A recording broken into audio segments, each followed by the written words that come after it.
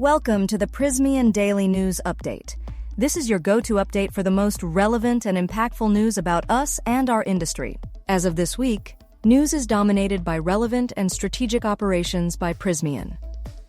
On August 3rd, the company announced a $3.8 billion deal to acquire U.S. electrical products maker Atkore, marking Prysmian's latest move to bolster its presence in North America and adapt to growing electrification and AI-driven infrastructure demands.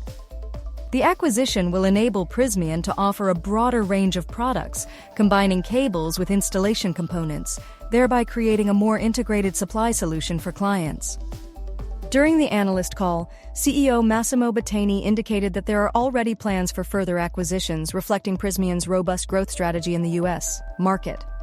Furthermore, on August 5th, Prysmian acquired an established Scotland-based training facility for high-voltage cable jointers in North Ayrshire, bringing more than 20 apprentice jointers and the experienced training staff into the Prysmian organization, the company said in a statement.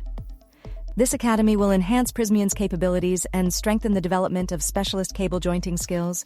It will support installation and IMR operations in the UK and across Europe, helping to ensure the availability of highly trained personnel involved in the delivery of underground and subsea high-voltage transmission cable projects that provide critical power grid infrastructure as part of the energy transition.